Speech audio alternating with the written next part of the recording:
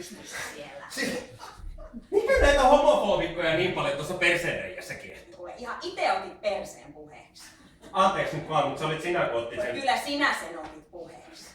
Siis se olit sinä. Kyllä se sinä. Sinä otit sen. siinä. Kumpi meistä otti perseenreijää ensin Mitä puheeksi? se Oliko niinku- minä vai hän? Se oli hän. Sä luot jotain muistoja täällä. Ei muistiin voi luottaa. Siis oikeesti sun ei tarvii vastata. Älä vastata oikeesti. Lopeta ihmisten kiusaaminen. Nyt sä oot joku Katsotaan yleinen käsikirjoituksesta. syyttäjä täällä. Ei varmaan. Katsotaan, täällä lukee, miltä toi maha-tatuointi saa ton navan näyttämään perseenreijän. Sä oot just tommonen menneitä kaiveleva ämmä. Mä oon seurustellut 7 vuotta menneitä kaivelevan homoämmän kanssa. Ja ne sun erektio-ongelmat, ne johtuu Hei, nyt jännityksestä turpa ja kiinni. stressistä. Nyt turpa kiinni, sun ei tarvii mun ongelmiani levitellä täällä. Nyt mua vähän niinku pelottaa.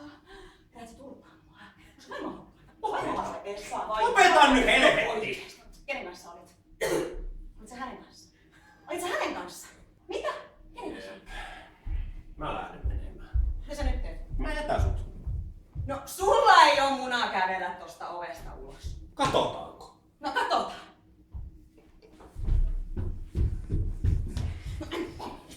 No et sä tänne mua jätä. Mitä sä teet? Mua ei mitkään homot tänne nyt jätä. Sä jät tänne. Voitko sä olla ystävällinen ja kertoa mulle nyt, että mitä helvettiä sä haluat?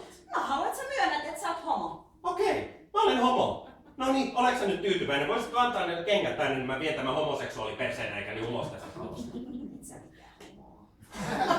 Homot on tyylikkäitä, ne on hienotunteisia, ne osaa sisusta. Sä et oo mitään niistä.